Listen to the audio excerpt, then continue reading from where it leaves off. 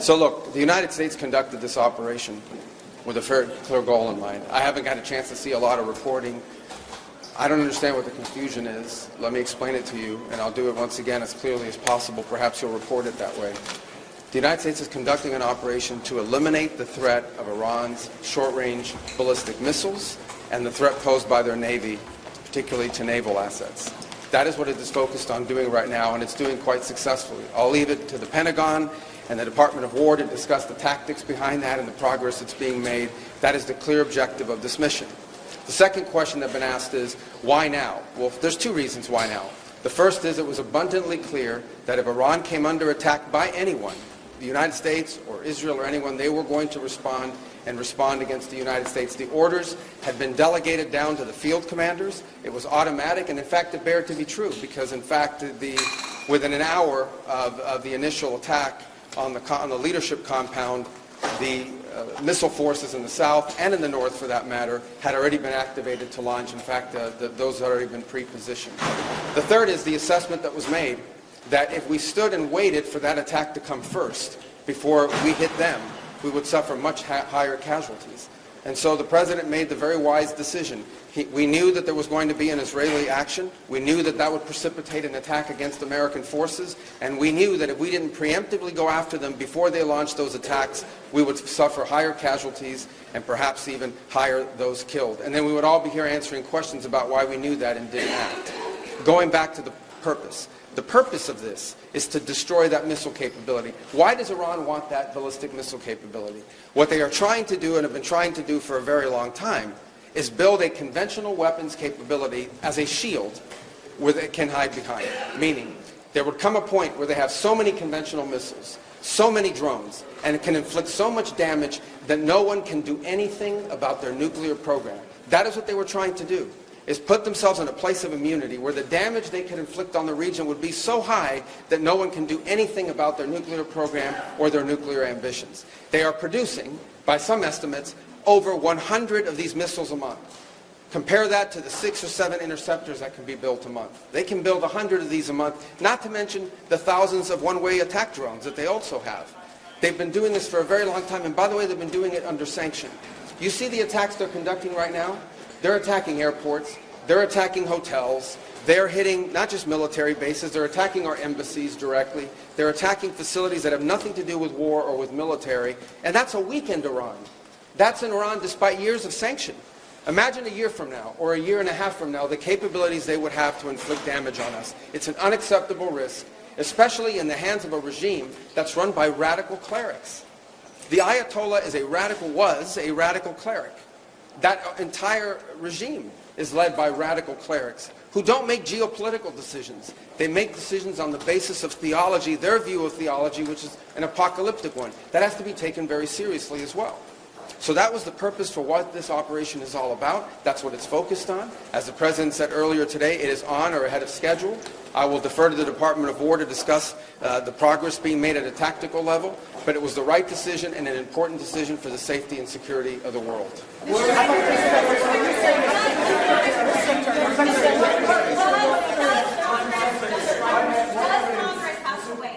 Congress have to weigh in? Is the President declaring war, and does Congress have to weigh in? And was there an imminent threat? Did you tell lawmakers that there was an imminent threat? There absolutely was an imminent threat, and the imminent threat was that we knew that if Iran was attacked, and we believed they would be attacked, that they would immediately come after us. And we were not going to sit there and absorb a blow before we responded, because the Department of War assessed that if we did that, if we waited for them to hit us first after they were attacked, and by someone else, Israel attacked them, they hit us first, and we waited for them to hit us, we would suffer more casualties and more deaths. We went proactively in a defensive way to prevent them from inflicting higher damage. Had we not done so, there would have been hearings on Capitol Hill about how we knew that this was going to happen and we didn't act preemptively to prevent more casualties and more loss of life. The U.S.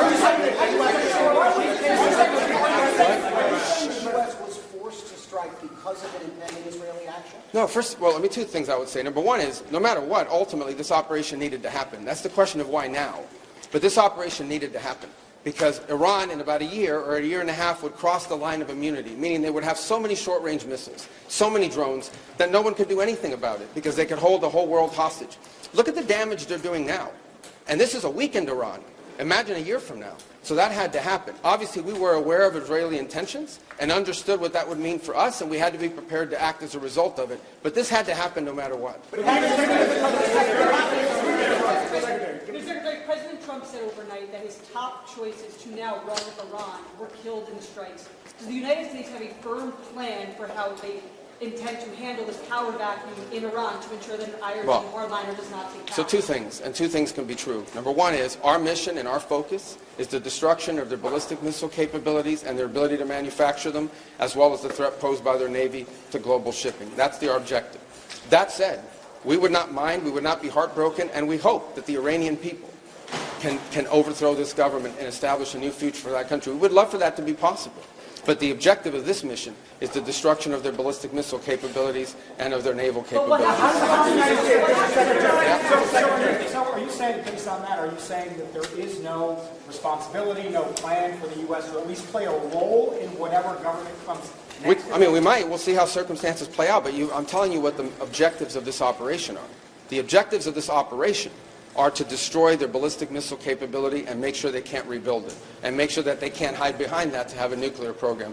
That's the objective of the mission. That said, abundantly clear, we would love for there to be an Iran that's not governed by radical Shia clerics. As I've said myself repeatedly for years, the leadership of that country does not reflect the people of Iran, and I think that's been pretty apparent in the protests that you've seen.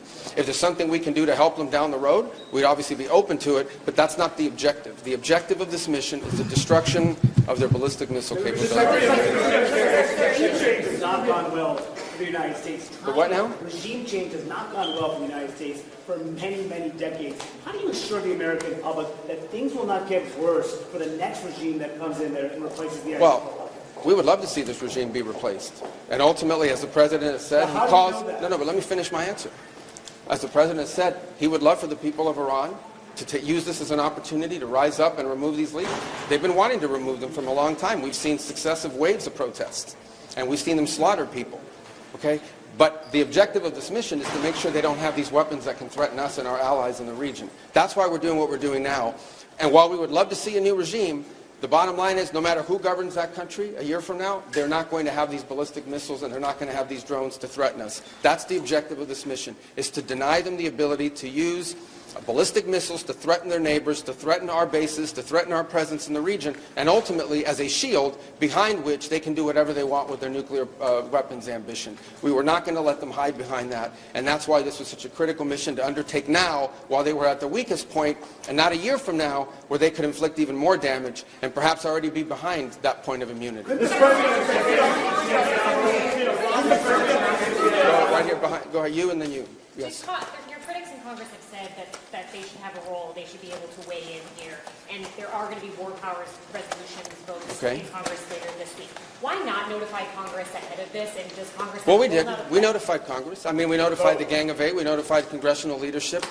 There's no law that requires us to do that. The law says we have to notify them 48 hours after beginning hostilities. We've done that. I think the notification went today. But we did notify members of Congress in advance. But we can't notify 535 members of Congress. Vote to authorize the law. Well, the Congress can vote on whatever they want, but there's no law that requires us to do that. And I want to say something, because I see people on TV, look, that's fine. If they want to take a war powers vote, they can do that. They've done that. They've done that a bunch of times. But people keep saying that there's no law that requires the president to have done anything with regards to this. To begin with, no presidential administration has ever accepted the War Powers Act as constitutional. Not Republican presidents, not Democratic presidents. That said, we have followed the notification at 48 hours.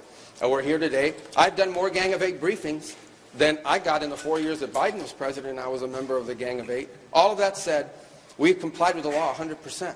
And we're going to continue to comply with it. We've done the notification, and we officially to Congress, but we did notify members of Congress. We just can't notify 535 people. That's not possible, but we did the Gang of Eight twice. I briefed them last week, and then I called them the night before the operation. Can you tell us what you know, Mr. Secretary, of the administration knows about the strike on a building in southern Iran that the Iranians are saying was a school, reports of large numbers of civilians, including children killed? Yeah, I've seen those reports. I would refer you, not because I'm not trying to answer your question, but I don't want to get it wrong. The Department of War would be investigating that if that was our strike, and I would refer your question to them, and I'll make sure they're aware that you have that question.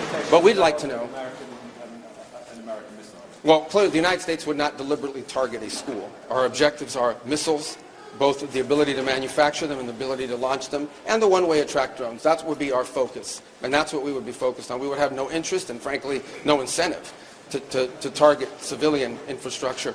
The Iranians are, on the other hand, targeting civilian infrastructure. You guys have seen it. I'm sure you've seen it. They're hitting hotels. They're hitting embassies. They're hitting airports. They're hitting oil infrastructure. Well, it'd be very tragic, but I can't speak to the details behind it because I just don't have it. It would be a tragic outcome if it's happened. I don't have the details as to what led to it. But what is clear is that the United States would not deliberately target a school. They are, on the other hand, deliberately targeting civilians, as you've seen, because you know why? They are a terroristic regime. They sponsor terrorism and they participate in terrorism. What's your message to Americans who are concerned about rising energy prices given the spiking of oil prices today? Yes, and we knew that going in would be a factor, and so we have a program in place that will begin to be implemented by Secretary Wright, Secretary Bessent. We talked about it last night, again, about this program. We talked this morning, and starting tomorrow you will see us rolling out those phases to try to mitigate against that. Obviously, markets are going to be reacting to news about what's happening. And again, a reminder, think about it, okay? This terroristic regime, led by radical clerics, has the ability, potentially, to shut off 20% of global energy. That's the kind of leverage they have because of their Navy. We're going to destroy their Navy. But there is a plan in place. We anticipated this could be an issue, and Secretary Wright and Bessent will begin to roll out those steps starting tomorrow to mitigate against the impact that could have. I got to do this briefing, so I got a couple more. Do you anticipate putting boots on the ground, and how long do you anticipate the conflict to last? Well, we don't. Let me say two things about it. Number one, the president always has the options to undertake whatever operations he decides to do as the commander-in-chief. That said, we believe the objective that we have set for this mission, which is the destruction of their ballistic missile capabilities, both launch capability and manufacturing, can be achieved without ground forces. Right now, we're not postured for ground forces, but obviously the president has those options. He's never going to rule out anything. But right now, our focus is on the destruction of their ballistic missile launchers, their ballistic missile stockpiles, and their ballistic missile manufacturing capability, as well as their one-way attract drones and their Navy, because of the threat it poses to global shipping. How long is I can only do one more. Right there in the middle. Yes, sir. Is there a diplomatic exchange going on right now between the U.S. and Iran? Any exchanges whatsoever outside of No, not at this time. I mean, look, we always have people that reach out from inside of governments. You don't know if they're authorized to reach out or not. They're suffering a tremendous amount of damage. Honestly, again, I'm not going to give away the details of our tactical efforts, but the hardest hits are yet to come from the U.S. military. The next phase will be even more punishing on Iran than it is right now. Someone was screaming, how long will it take? I don't know how long it'll take. We have objectives. We will do this as long as it takes to achieve those objectives, and we will achieve those objectives. The world will be a safer place when we're done with this operation. All right? Thank you, guys.